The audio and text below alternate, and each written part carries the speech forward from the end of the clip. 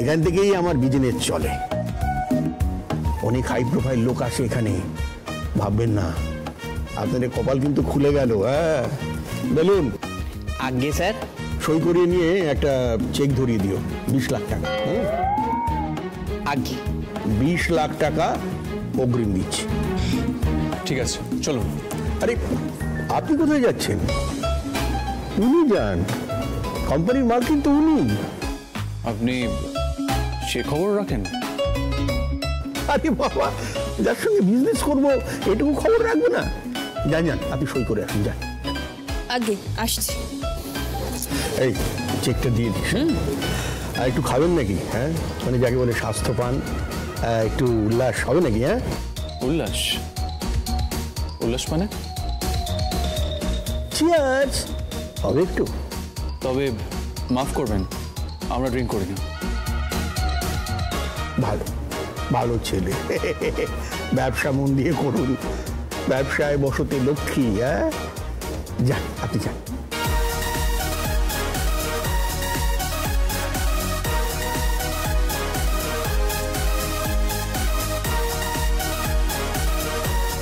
নিন টিপচাপ দিন।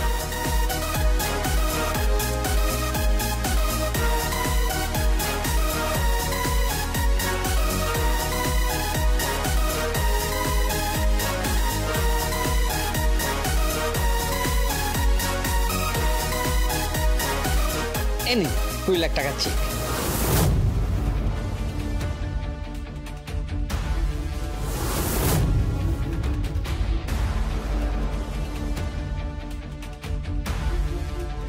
আচ্ছা, আপনি চেকটা তৈরি করে রেখেছিলেন?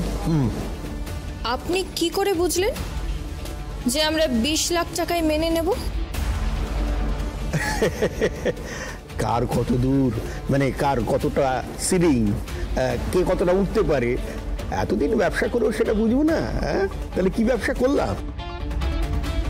20 লাখ টাকা অ্যাডভান্স দিলাম, আর কাজটা কিন্তু 1.5-2 কোটি টাকার। সময়টা কিন্তু কম, মাত্র 15 দিন। কি বলছেন কি আপনি? এত কম সময়ে? করতে হবে, বেশি টাকা রোজগার করতে হলে কম সময় সাপ্লাই দিতে হবে। নামটা মনে রাখবেন, পুটিরাম চাকি। পুটি বলে কিন্তু ভাববেন না, আসলে কিন্তু রাঘব বোয়াল। এখন আপনারা যেতে পারেন, কাজ শুরু করে দিন তাহলে গিয়ে। 15 দিন পর আবার এখানেই আমরা মিট করব, আর ওই 1.5-2 কোটির যা বাকি থাকবে সেটা চেকে পেয়ে যাবেন আপনারা।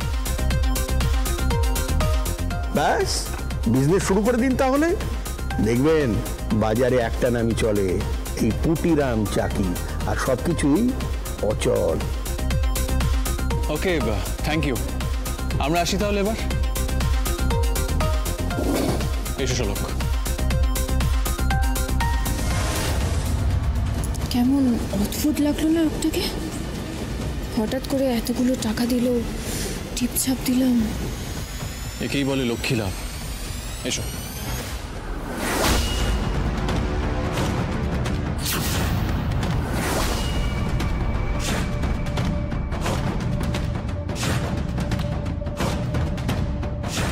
কি টিপছাপ দিল?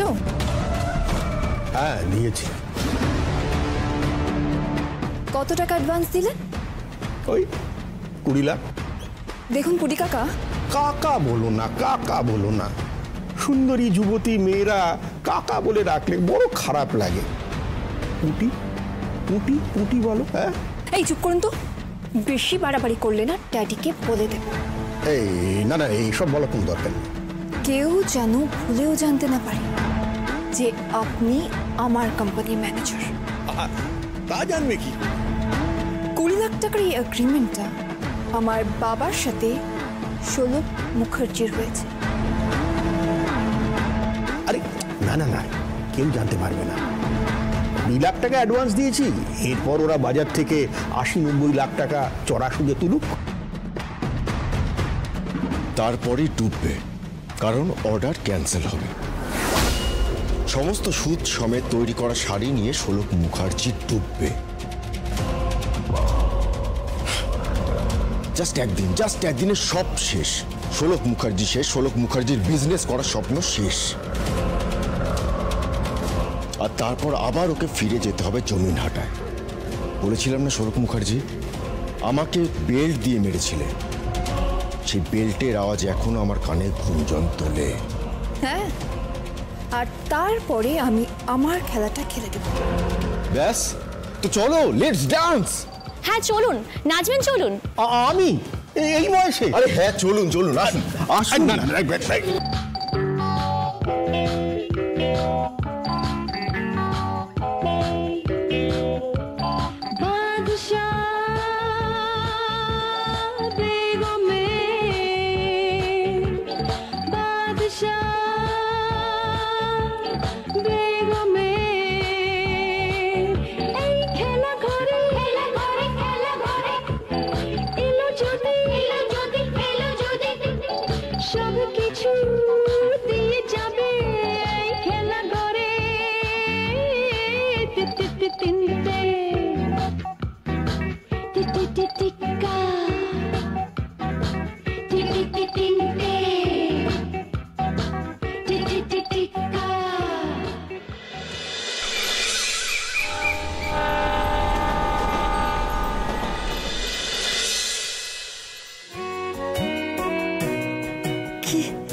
কি বলছিস মা?